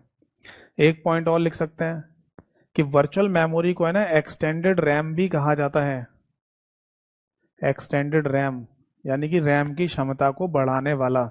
भाई ऑब्वियस है, रैम अगर 1 GB की है आपकी और 1 GB पूरा स्पेस भर चुका है, तो अगर किसी दूसरी मेमोरी को एज ए रैम इस्तेमाल कर रहे हैं हम, है ना, रैम की जैसे ही तो इस्तेमाल कर रहे हैं उसको, तो हम उसको एक्सटेंडेड रैम बोलेंगे नहीं बोलेंगे? बिल्कुल बोलेंगे। तो वर्चुअल मेमोरी को एक्सटेंडेड रैम भी कहा जाता है। ठीक है। अब एक पॉइंट और आता है कि सर ये वर्चुअल मेमोरी का भी तो अपना कोई स्पेस होता होगा। हाँ, तो देखो बेटा, बाय डिफॉल्ट यानी कि स्वतः ही अपने आप वर्चुअल मेमोरी का जो साइज होगा या कैपेसिटी होगी, ऐसे लिख लो, वर्चुअल मेमोरी की भंडारण क्षमता यानी कैपेसिटी, वो रैम के बराबर ही होती है। जितनी रैम लगी होगी उतनी ही कैपेसिटी वर्चुअल मेमोरी की अपने आप हो जाएगी। जैसे किसी कंप्यूटर में रैम लगी हुई है 1 GB की, तो वर्चुअल मेमोरी नाम का जो मेमोरी स्पेस है वो भी 1 GB का ही होगा। बट यहाँ पर हमारे पास एक कंडीशन होती है, वो क्या है कि अगर हम चाहें तो मैनुअली वर्चुअल मेमोरी वाले स्पेस को है ना 3 गुना तक बढ़ा सकते हैं। ये कंप्यूटर की सेटिंग्स में जाकर हमें चेंज करना पड़ता है, मेमोरी मैनेजमेंट में हमें वहां पर जाकर वर्चुअल मेमोरी को 3 गुना बढ़ाने का भी ऑप्शन होता है। जैसे रैम 1 GB है, तो मैक्सिमम वर्चुअल मेमोरी को 3 GB तक किया रखा जा सकता है। बट बाय डिफॉल्ट केस में दोनों बराबर ही होंगे। ठीक है। एक बात और यहाँ पर लिखेंगे, वर्चुअल मेमोरी के केस में यानी एक शब्द आता है स्वैपिंग ऑफ मेमोरी, ये भी यहाँ पर पूछा जा सकता है। स्वैपिंग ऑफ मेमोरी का मतलब होता है मेमोरी की अदला बदली। यहां लिख लो, मेमोरी की अदला बदली। क्या मतलब है इस बात का, समझाता हूं। स्वैपिंग ऑफ मेमोरी लिख लो, या फिर एक शब्द और भी यहां पर इस्तेमाल कर लेते हैं, दैट इज पेज रिप्लेसमेंट। ये भी लिख लो, ये टेक्निकल शब्द है, पेज रिप्लेसमेंट ऑफ मेमोरी। यहां पर पेज जो शब्द इस्तेमाल किया जा रहा है वो डाटा के लिए करते हैं, पेज रिप्लेसमेंट ऑफ मेमोरी। मैं समझाता हूँ। एक्चुअली होता क्या है ना, जब रैम में जगह खाली करनी है तो उस डाटा को वर्चुअल मेमोरी में भेज देते हैं, और फिर नया डाटा रैम में आ जाता है। और फिर मान लो रैम और भी खाली हो जाए किसी वजह से, तो वर्चुअल मेमोरी वाले डाटा को वापस बुला लेते हैं रैम के अंदर। यानी ये ऐसे चल रहा होता है, यूं। यानी ये दोनों मेमोरी अपने डाटा को आपस में स्वैप करती रहती हैं। रैम खाली हो जाएगी तो फिर वो डाटा वर्चुअल मेमोरी में क्यों रखो, वापस बुला लो। और रैम भर गई तो कुछ देरी के लिए डाटा को फिर वर्चुअल मेमोरी में भेज देते हैं। समझ में आई बात या नहीं? तो ये है वर्चुअल मेमोरी का कॉन्सेप्ट। अगर आपके एग्जाम में कभी वर्चुअल मेमोरी के बारे में पूछा जाएगा तो इससे ज़्यादा नहीं पूछते। एक और एग्जाम्पल बता देता हूँ आपको, आजकल फ़ोन के अंदर भी ऐसा हमें देखने को मिल रहा है। आप जब भी कोई फ़ोन खरीदते हैं ना, तो उसमें ऐसा देखने को मिल सकता है आपको कि रैम के नाम पर है ना, आपको ऐसा बोला जाएगा कि भैया इसमें रैम 8 GB की प्लस 4 GB एक्सपेंडेबल है, ऐसे बोल देंगे। रैम के नाम पर बोलेंगे 8 GB RAM plus 4 GB expandable. ये क्या मतलब है? मैथ नहीं आती क्या उन लोगों को? 8 और 4 मिला के 12 होता है, तो 12 GB क्यों नहीं बोल रहे? नहीं, वो इसलिए बोल रहे हैं वो कि 8 GB तो आपकी रैम लगी हुई है फोन के अंदर, और 4 GB जो है ना वो वर्चुअल मेमोरी है। यानी कि जिस कंडीशन में आप 8 GB की रैम पूरी भर दोगे, तो उस समय पर आपकी फोन की इंटरनल मेमोरी, क्योंकि आपके फोन के अंदर हार्ड डिस्क तो होती नहीं है, तो आपके फोन में होती है इंटरनल मेमोरी, तो उसी इंटरनल मेमोरी में से 4 GB का स्पेस और ले लेंगे रैम की तरह। इसलिए वो कह रहे होते हैं 8 + 4 GB रैम लगी हुई है। बताओ बात समझ में आ गई या नहीं? तो इसे नोट कर लो, कोई डाउट है पूछ लो। और अब मैं आपको आपके डाउट्स बताता हूँ। एक बच्चे ने पूछा है, सर रैम में नहीं, रैम से लैपटॉप की स्पीड बढ़ सकती है? देखो ये क्वेश्चन है ना, देखो ऐसे मैं बताऊं इसका आंसर, कि जब भी कभी पूछा जाए ना कि हमारे कंप्यूटर की परफॉर्मेंस या स्पीड किससे बढ़ती है, हमारे कंप्यूटर की परफॉर्मेंस कह दो या स्पीड कह दो, किसकी वजह से बढ़ती है, तो इसका सही आंसर है सीपीयू की वजह से, सेंट्रल प्रोसेसिंग यूनिट की वजह से। सेंट्रल प्रोसेसिंग यूनिट को दिमाग कहा जाता है, और दिमाग जितना तेज होगा उतनी जल्दी ही चीजें तेज काम करेंगी। तो स्पीड जो शब्द है ना वो सीपीयू से रिलेटेड होता है। अब बात यह है कि और भी चीज है ना इसके साथ जुड़ी हुई है। जैसे कि लोगों को आपने सुना होगा कि एसएसडी लगाने से कंप्यूटर की स्पीड में फर्क पड़ता है, तो हाँ पड़ता है, क्योंकि एसएसडी की जगह, मतलब एसएसडी हम किसकी जगह लगा रहे हैं? हार्ड डिस्क की जगह। अब हार्ड डिस्क का डाटा मैग्नेटिज्म पर आधारित है, तो मैग्नेटिज्म से इलेक्ट्रिकल में बताया था आपको बदलने में टाइम लगता है, तो वहां अंतर आ जाता है, बस थोड़ा सा फर्क पड़ जाएगा। ऐसी रैम का केस में होता है, रैम बेसिकली सीपीयू के लिए डाटा को स्टोर करने की एक जगह है बस। समझ रहे हैं? रैम क्या होती है? सीपीयू के लिए डाटा को स्टोर करने की एक जगह होती है बस। अब वो जगह जितनी ज्यादा होगी वहां पर डाटा ज्यादा स्टोर हो सकता है बस। काम तो करने वाला सीपीयू होगा ना। बताओ, काम करने वाला तो सीपीयू ही होगा ना।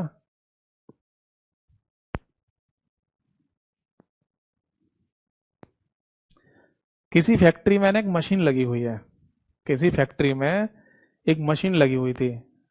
अब उस मशीन की है ना कार्य करने की क्षमता एक लिमिट में ही होगी कि वो इतना काम कर पाती है। ठीक है। अब उस मशीन में जो भी सामान आप डालते हो जिससे कोई प्रोडक्ट तैयार होता है, वो सामान रखने की जगह पहले कम थी। तो आप क्या करेंगे? आप है ना सामान वहां जो रख रहे हैं ना उसको मशीन में देंगे और प्रोडक्ट बन जाएगा। अब मान लो आप ये कह रहे हो कि यार मेरे पास सामान ज्यादा आ रहा है, तो ज्यादा सामान रखने के लिए आपको ज्यादा जगह नहीं लेनी पड़ेगी। हाँ, ज्यादा जगह लेनी पड़ेगी। तो वो भी एक लिमिट में ले पाएंगे, मतलब एक लिमिट है आपके पास कि इतना बड़ा एरिया आप रख सकते हो किसी सामान के लिए। मशीन अभी भी उतनी बड़ी है, वही है सेम मशीन, बस सामान ज्यादा रख लिया आपने। ठीक है ना? और मशीन उसको प्रोडक्ट बनाकर दे देगी। यानी यूं कह सकते हैं ना कि ये जो मशीन जो मैं बोल रहा हूँ ये है सीपीयू, और जो जगह बता रहा हूँ जहां सामान रखा हुआ वो है रैम। तो रैम की मान लो पहले कम जगह थी, अब थोड़ी और लिमिट है आपके पास कि और थोड़ा ज्यादा सामान रख सकते हो वहां पर, ज्यादा डाटा रख सकते हो। और सीपीयू एक लिमिट में काम करता रहेगा। रैम में ज्यादा डाटा है, चलो कोई बात नहीं, वो सीपीयू के पास आप देते रहो, आउटपुट बना के देता रहेगा सीपीयू। बट ऐसा नहीं कर सकते कि हम अपनी मर्जी से ना रैम कितनी भी लगा लें। मतलब बहुत बहुत बड़ा एरिया रख लिया आपने किसी सामान के लिए, सामान इकट्ठा करने के लिए, जो कि उस मशीन को दिया जाना है, और मशीन अभी भी वही है, छोटी सी। तो ये है ना वर्कलोड बढ़ जाएगा इस मशीन के ऊपर। यानी कि ऐसा समझ लो कि रैम बहुत ज़्यादा पावर की लगा दी आपने, ज़्यादा स्टोर करने की, और सीपीयू कम पावर का है। तो ये वर्कलोड बढ़ जाएगा और इस केस में काम नहीं हो पाएगा। तो आपको ज़्यादा प्रोसेसिंग पावर वाला सीपीयू लगाना पड़ेगा। यानी इस बात को आप ऐसे समझ लो कि ये अगर सीपीयू है तो ये अगर रैम है, तो ये दोनों मिलके चलते हैं आपस में। आप अपनी मर्जी से कोई हाई पावर का सीपीयू और रैम बहुत कम नहीं लगा सकते। आप अपनी मर्जी से बहुत कम पावर का सीपीयू और बहुत हाई पावर की रैम, हाई ज्यादा मेमोरी वाली रैम नहीं लगा सकते। बताओ, ये बात समझ में आ गई या नहीं? बताओ, इज दैट क्लियर और नॉट? तो है ना, देखो, कंप्यूटर में हार्ड डिस्क की जगह एसएसडी लगवा लें तो भी उससे है ना स्पीड में फर्क पड़ता है, थोड़ा सा पड़ता है। रैम थोड़ी ज़्यादा बढ़वा लें तो उससे भी परफॉर्मेंस में, स्पीड में फर्क पड़ेगा। बट अगर ये कहा जाए क्वेश्चन में कि ओवरऑल कंप्यूटर की स्पीड बढ़ानी है आपको या परफॉर्मेंस बढ़ानी है, तो वो किससे बढ़ती है? तो वो आंसर सीपीयू होगा केवल, और कोई नहीं। बताओ जी, बात समझ में आ गई या नहीं? एक बच्चे ने पूछा रोम का लैपटॉप में क्या काम होता है। लैपटॉप क्यों लिख रहे हो? कंप्यूटर लिखो ना। क्योंकि चाहे डेस्कटॉप कंप्यूटर हो वो भी कंप्यूटर होता है, लैपटॉप हो वो भी कंप्यूटर होता है, नोटबुक हो वो भी कंप्यूटर होता है, और टैबलेट हो तो वो भी कंप्यूटर होता है। कंप्यूटर में रोम का कॉन्सेप्ट तो हर जगह ही होगा, चाहे भले ही कंप्यूटर किसी नाम से बोला जा रहा हो। और फिर आप पूछ रहे हैं रोम का लैपटॉप में क्या काम होता है। बेटा, मैंने रोम है ना आपको पढ़ा दिया है। मैंने इस कंप्यूटर मेमोरी वाले चैप्टर में भी पढ़ाया है रोम के बारे में, और रोम के बारे में मैंने आपको कंप्यूटर आर्किटेक्चर में भी पढ़ाया है। देखा करो क्लास बेटा। क्लास नहीं देखोगे तो कैसे काम बनेगा रे बाबा?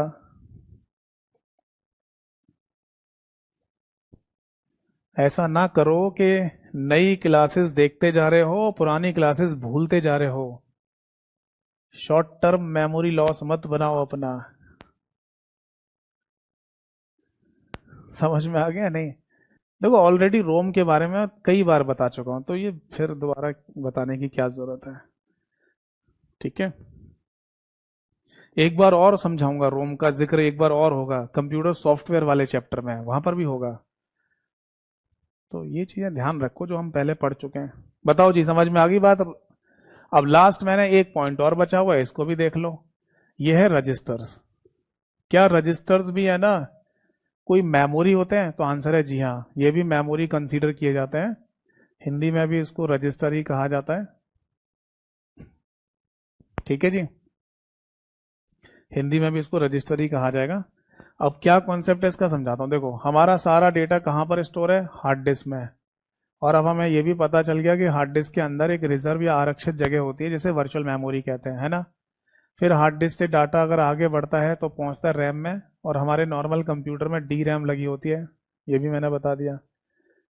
फिर रैम के कंपेंसेशन के लिए हमने एक कैशे मेमोरी को सीपीयू और रैम के बीच में जोड़ रखा है, ये भी मैंने आपको बता दिया। ठीक है, अब कैशे मेमोरी के बाद हम क्या बनाते हैं, हमेशा हम बनाते हैं यहाँ पर सीपीयू। तो सुनिए ज़रा, अभी मैंने आपको बताया कि सीपीयू के टोटल कितने पार्ट होते हैं, 3 पार्ट, और नीचे की तरफ यहाँ पर L1 कैशे भी बना सकते हो। ठीक है, देखो ये हो गया ALU वाला पार्ट, ये हो गया CU वाला पार्ट, और ये हो गया लास्ट वाला दैट इज MU। MU का मतलब क्या हो गया, दैट इज मेमोरी यूनिट। तो मैं इसे ऐसे बना देता हूँ, देखो ये जो MU है इसका मतलब होता है मेमोरी यूनिट, मेमोरी यूनिट, और मेमोरी यूनिट का मतलब होता है यहाँ पर set of registers, set of registers, Hindi में कहा जाएगा रजिस्टरों का समूह, रजिस्टरों का समूह इसे कहा जाता है। क्लियर है जी। तो यहाँ पर टोटल मिला के ना सीपीयू के अंदर कितने रजिस्टर्स होते हैं, तो आंसर है 7, यानी कि 7। कौन कौन से, एक रजिस्टर को बोलते हैं MDR, या इसी को बोला जाता है MBR। पहले रिवीजन कर लो, फिर उसके बाद समझाऊंगा आगे क्या बताना चाह रहा हूँ। ठीक है, इसी को IBR कहा जाता है। फिर इसके बाद एक रजिस्टर होता है जैसे MAR, या फिर केवल AR कहा जाता है। फिर एक रजिस्टर है PC, एक रजिस्टर होता है ID, एक रजिस्टर होता है दैट इज IR, या इसको CIR भी कहते हैं, एक रजिस्टर जिसको IOR कहा जाता है, और एक रजिस्टर जिसको एक्यूमुलेटर कहा जाता है। तो टोटल मिला के सीपीयू के तीसरे भाग में कितने रजिस्टर्स होते हैं, 7। कौन कौन से, 1 2 3 4 5 6 7। तो इन सभी रजिस्टर्स का अपना अपना काम होता है, जो कि हमने पढ़ रखा है, चर्चा कर रखी है किस चैप्टर में, कंप्यूटर आर्किटेक्चर वाले चैप्टर पे, संरचना वाले चैप्टर में, है ना। तो बस ये समझ लो कि अगर सीपीयू के अंदर सबसे पहले डाटा आ रहा है तो कहाँ स्टोर होता है, इन्हीं रजिस्टर्स के अंदर। तो ये भी तो डाटा को स्टोर करने के लिए इस्तेमाल में लाए जा रहे हैं। हाँ, तो जो डाटा को स्टोर करेगा वो मेमोरी कहलाएगा। बताओ, है या नहीं।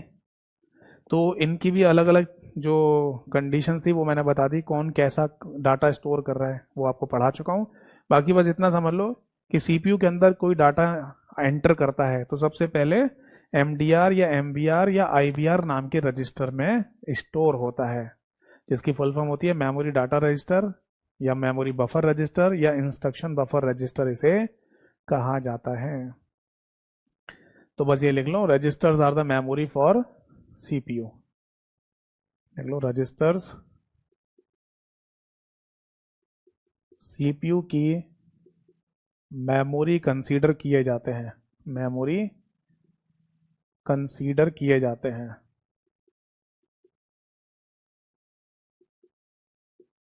बताइए, बात समझ में आ गई या नहीं।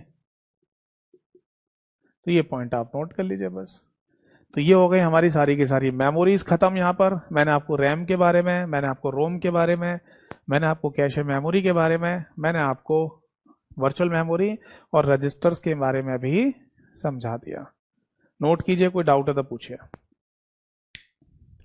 अब मैं आपको है ना, मैं आपसे 2 क्वेश्चन पूछूंगा और उन दोनों क्वेश्चन के आंसर आपको बताने हैं। अगर आप सही आंसर बताते हैं तो अच्छी बात है, और अगर गलत होता है आंसर तो फिर है ना मैं आपको एक चार्ट बनाकर दिखाऊंगा, उससे फिर आप कभी भी इस तरीके के क्वेश्चन का आंसर गलत नहीं कर पाएंगे।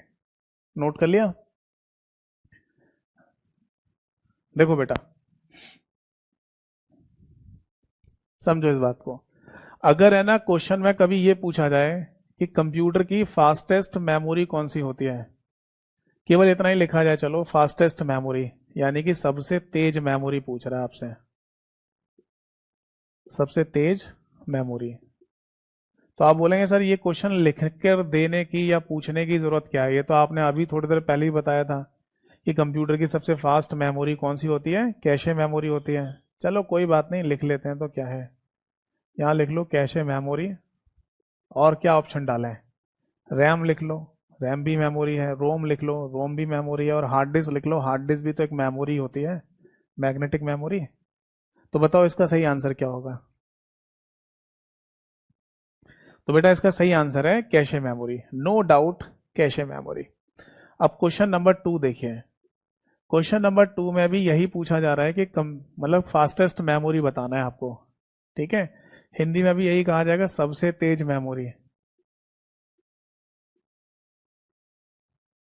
सबसे तेज मेमोरी। अब आपके सामने 4 ऑप्शन है, यहां पर लिखा हुआ है फिर से कैशे मेमोरी। ठीक है, कुछ ऑप्शन चेंज कर लेते हैं। ठीक है, जैसे यहाँ रजिस्टर लिख लेते हैं, यहाँ लिख लेते हैं रैम, और यहाँ लिख लो रोम। बस इतना ही लिख लो। अब बताओ जरा कि इसका सही आंसर क्या होगा। आप बोलेंगे सर फिर से वही क्वेश्चन है, वही आंसर ही होना चाहिए कि कंप्यूटर की फास्टेस्ट मेमोरी कौन सी है, कैशे मेमोरी। नहीं बेटा, अब आंसर होगा रजिस्टर। बताओ क्यों। मुझे ये बताइए कि रजिस्टर भी मेमोरी होता है। हाँ, रजिस्टर भी किसी ना किसी प्रकार का डाटा स्टोर कर ही रहे हैं, तो ये भी मेमोरी कंसीडर किए जाएंगे, है नहीं। और जो डाटा को स्टोर करता है, जो मेमोरी कहलाता है, वो सीपीयू को डाटा जरूर भेजता है नहीं। चाहे तो सीपीयू के बाहर से, चाहे सीपीयू के अंदर रहते हुए। तो सीपीयू के बाहर कौन कौन सी मेमोरी है, जैसे कैशे हो गया, रैम हो गया, हार्ड डिस्क हो गया, ये सब बाहर की मेमोरी है। और सीपीयू के अंदर की कौन सी मेमोरी है, रजिस्टर। तो अगर मैं किसी मेमोरी का फास्ट होना कह रहा हूं, तो ये किस बात पर निर्भर करता है, उस मेमोरी के एसेस टाइम पर। यानी जिस मेमोरी का एसेस टाइम सबसे कम होगा, वही मेमोरी तो कंप्यूटर की सबसे तेज मेमोरी कहलाएगी। तो इस बात को आप ऐसे समझ लो कि जो रजिस्टर सीपीयू के अंदर लगे हुए हैं किसी ना किसी डाटा तरीके के डाटा को स्टोर करने के लिए, वो अंदर ही अंदर सीपीयू को डाटा दे रहे हैं सबसे कम समय लेकर। सीपीयू के बाहर वाली जो मेमोरी है, उनका डाटा अगर सीपीयू तक पहुंचेगा तो वो ज्यादा समय लग रहा है इन कंपैरेटिवली जो सीपीयू के अंदर मेमोरी लगी हुई है। समझे या नहीं। तो रजिस्टर्स कहाँ लगे हुए हैं, सीपीयू के अंदर, तो अंदर ही अंदर वो डाटा दे रहे हैं प्रोसेसिंग के लिए। तो इसलिए रजिस्टर्स का जो एसेस टाइम है वो सबसे कम होता है। रजिस्टर्स के बाद जो नाम आता है फिर आता है कैशे मेमोरी का, क्योंकि रजिस्टर सीपीयू के अंदर तक होता है, और फिर बाहर की जितनी भी मेमोरी है उन सब में सबसे फास्ट होती है कैशे मेमोरी। बताओ जी, बात समझ में आ गई या नहीं। तो अगर किसी क्वेश्चन में पूछा जाए कि फास्टेस्ट मेमोरी कौन सी है और रजिस्टर का कोई जिक्र ना हो, तो हमेशा ये क्वेश्चन कैशे मेमोरी के लिए पूछा जाता है। और अगर किसी क्वेश्चन में पूछा जाए कि फास्टेस्ट मेमोरी बताओ, और रजिस्टर कैशे दोनों ऑप्शन में आ जाए, तो रजिस्टर आंसर है। कैशे ऑप्शन में दे ही ना रखा हो, रजिस्टर दे रखा हो, तो भी रजिस्टर आंसर है। तो एक चार्ट मैं बना के दिखाता हूं आपके सामने, इससे आप तय कर सकते हो कि कौन सी मेमोरी फास्ट है, कौन सी स्लो है। क्योंकि ऐसा जरूरी नहीं है कि यही रजिस्टर और कैशे के बीच में ही कहानी घूमती रहती है, और भी क्वेश्चन हो सकते हैं। बनाने को मैं एक क्वेश्चन और भी बना सकता हूँ। जैसे अगर मैं फिर से एक क्वेश्चन बना दूं और आपसे पूछूं कि बताओ फास्टेस्ट मेमोरी कौन सी है, यानी कि सबसे तेज मेमोरी बतानी है आपको, और ऑप्शन कुछ मैं ये दूं आपको। यहाँ पे लिखा हुआ है एस रैम, यहाँ लिखा हुआ है डी रैम, यहाँ लिखा हुआ है हार्ड डिस्क, और यहाँ लिखा हुआ है सीडी। अब बताना इनमें से कौन सी फास्टेस्ट मेमोरी है। आप बोलेंगे सर आपने तो बिल्कुल ही घुमा दिया,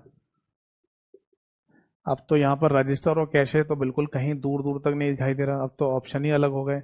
तो फिर कैसे पता चलेगा कि कौन सी फास्ट है कौन सी स्लो है। तो बेटा इसमें सही आंसर है स्टैटिक रैंडम एक्सेस मेमोरी। मतलब क्वेश्चन अभी भी वही है, ऑप्शन अलग अलग हो गए। तो देखो इसको सस्पेंस को खत्म करते हैं। बेटा यहाँ लिखो सबसे पहले ऊपर रजिस्टर्स, जो सबसे ऊपर लिखा है वही सबसे फास्ट होगा, सबसे तेज होता है। ठीक है, फिर नीचे लिखो सेकंड नंबर पर कैशे मेमोरी, फिर लिखो थर्ड नंबर पर रैम, फिर लिखो इसके बाद रोम, और इसी के बाद लिख लो डबल ईपी रोम, फिर इसके बाद लिख लो दैट इज मैग्नेटिक डिस्क, फिर इसके बाद लिख दो ऑप्टिकल डिस्क, और फिर इसके बाद लिख दो मैग्नेटिक टेप। जो सबसे नीचे है वो सबसे स्लोएस्ट है, जो सबसे ऊपर है वो सबसे फास्टेस्ट है। ठीक है, सबसे ऊपर की तरफ यहां लिख लो फास्टेस्ट, सबसे तेज। ठीक है, अब इनको और थोड़ा सा एलैबोरेट करना है आपको, इनके अंदर की बात बतानी है, तो फिर ऐसे कर लो। रजिस्टर को तो रजिस्टर ही लिख दो। ठीक है, कैशे मेमोरी में ना आप ऐसे लिख लो,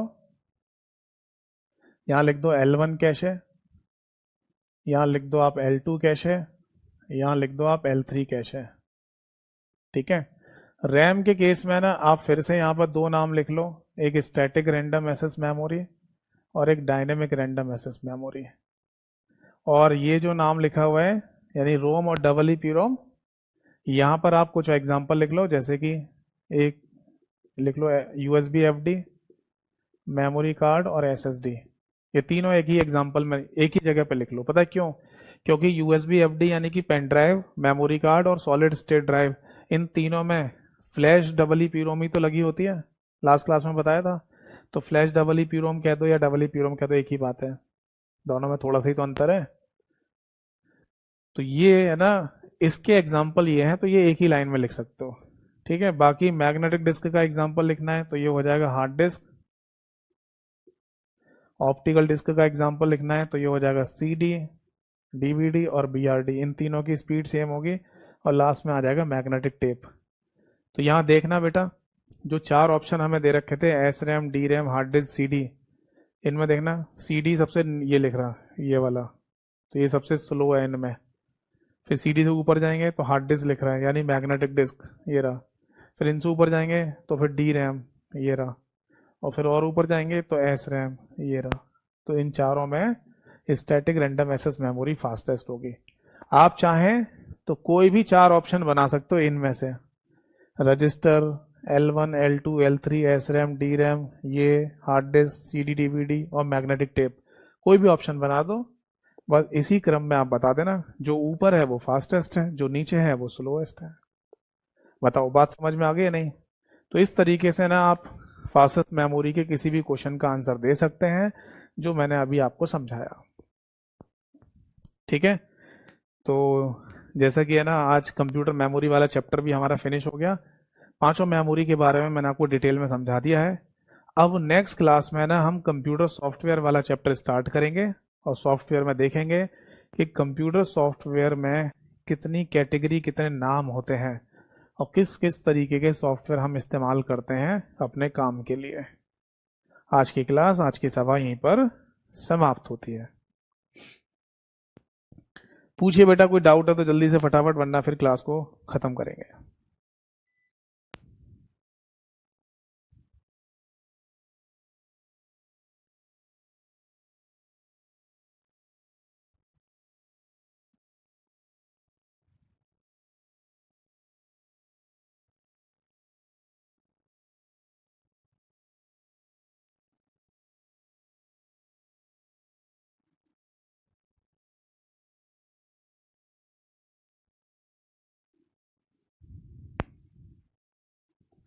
बताइए जी, कोई डाउट है तो पूछो।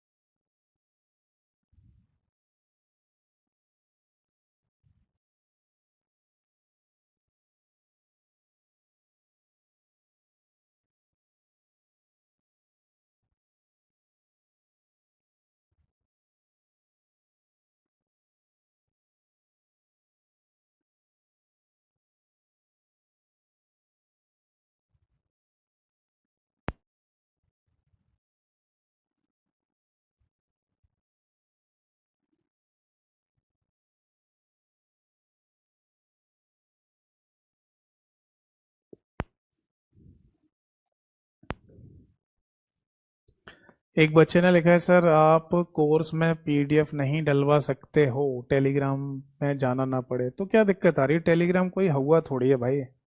आप इंस्टाग्राम यूज करते हो, कोई फायदा नहीं है आपकी सफलता में, आपके सिलेक्शन में इंस्टाग्राम का कोई योगदान नहीं है। आपको है ना, फेसबुक अगर आप चलाते हैं अपने फ़ोन में या कंप्यूटर में तो फेसबुक का कोई योगदान नहीं है। बट एक एप्लीकेशन है ना, अगर आपको दी जा रही है टेलीग्राम नाम की, तो उसमें आपको दिक्कत आ रही है। आप पाँचवीं छठी क्लास के बच्चे हो क्या यार, ये बताओ। वो तो वो जिद करते हैं, नहीं सर हमें तो एक ही जगह दे दो, एक ही पैकेट में रख के दे दो, अगर इधर उधर रखी हुई चीज़ मिल रही है तो हम नहीं उसे यूज़ कर पाएंगे। आप ग्रेजुएट हो, ग्रेजुएट होने का मतलब समझते हो? आपकी पढ़ाई में सबसे अव्वल दर्जे की पढ़ाई आपने कर रखी है, इससे ज्यादा आईक्यू लेवल है ना हो नहीं सकता किसी बच्चे में। ग्रेजुएशन होने का ही, ग्रेजुएट होने का ही मतलब होता है कि आप पढ़ाई में सबसे अव्वल दर्जे पे आ गए हो। इस ग्रेजुएट पढ़ाई करने के बाद है ना, आप IAS का पेपर दे सकते हो। मतलब इतना तगड़ा IQ लेवल होना चाहिए कि हमें हिंट मिले, बस यहाँ से ये चीज पकड़नी है, लो हम पकड़ के अपना एग्जाम क्लियर करके दिखाएंगे। तो ऐसी छोटी बच्चों वाली बात मत करो, ठीक है। मेरी सारी PDF है ना, जितनी भी लेटेस्ट मैं बनाता हूँ, वो सब टेलीग्राम पर है ना, मिल जाती हैं, ठीक है। अगर आपका अभी बैच जो चल रहा है, मान लो अभी 3 महीने बाद, 2-3 महीने बाद ये नहीं आपको दिखेगा, बंद हो जाएगा फिर, या मान लो 4 महीने बाद बंद हो जाएगा, और आपका पेपर मान लो अभी 8-10 महीने बाद भी कोई हो पेपर जिसकी आप तैयारी कर रहे हैं, तो उस टाइम पर भी अगर आपको कोई लेटेस्ट PDF चाहिए हो, या आपको MCQ की PDF चाहिए, तो वो भी आपको वहां से मिलती रहेगी, आप उनको एक्सेस कर सकते हो।